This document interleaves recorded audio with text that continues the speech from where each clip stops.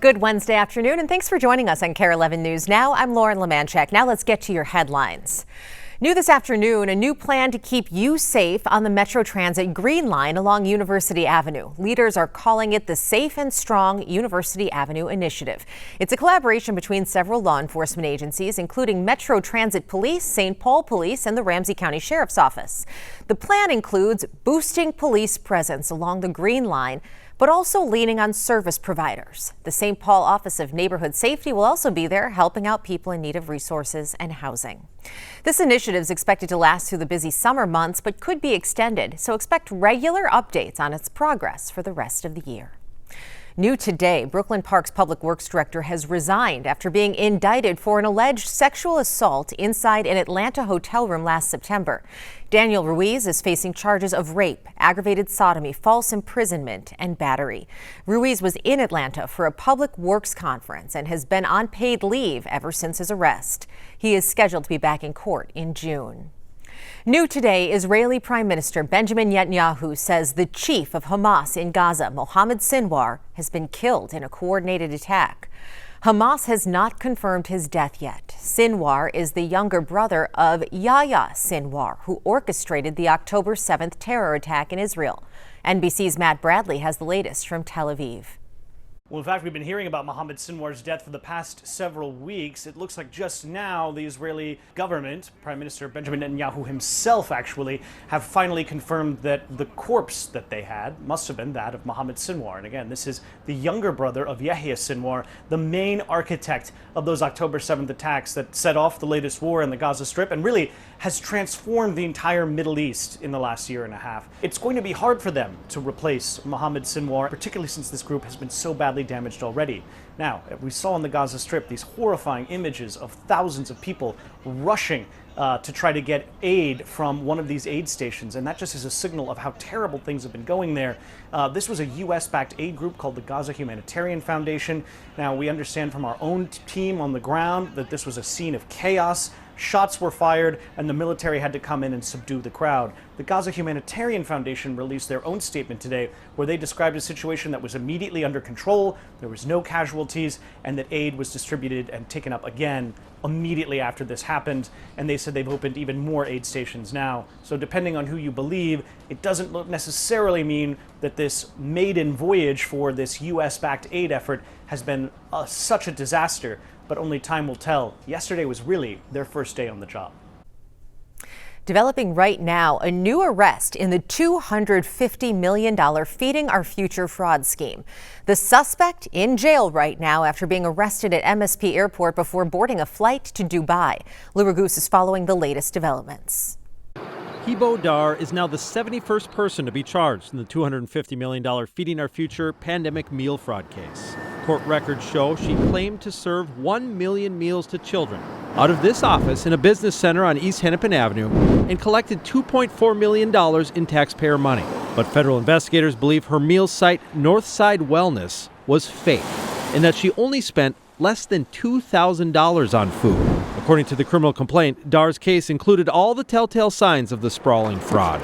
She wrote checks to Hadith Ahmed, a Feeding Our Future employee who's already pleaded guilty and says checks like those were bribes. There are emails Dar sent to Amy Bach, the former executive director of Feeding Our Future, convicted by a jury this year, including meal count sheets the FBI says are fake. In those meal counts, the complaint says that by April 2021, Dar claimed to be serving about 40,000 meals to children every week. After Bach was convicted, it was unclear whether the feds intended to charge any additional suspects in the case.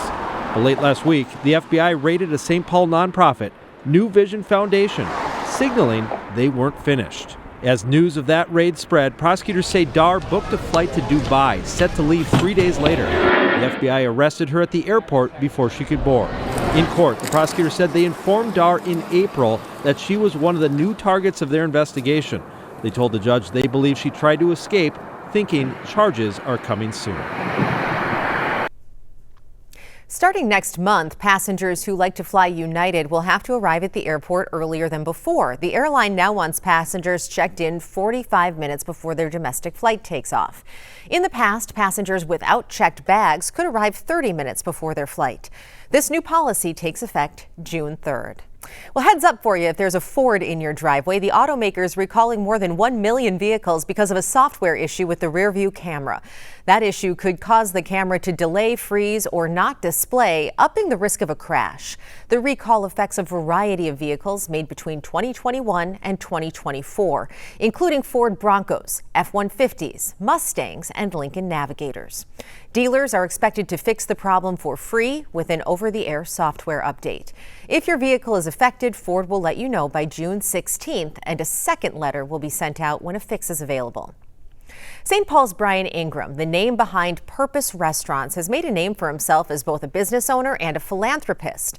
Together with his wife, Sarah, their mission has made national news. Well, now they're dissolving their nonprofit as part of a settlement with the Attorney General's office after their books came under investigation. Ian Russell explains.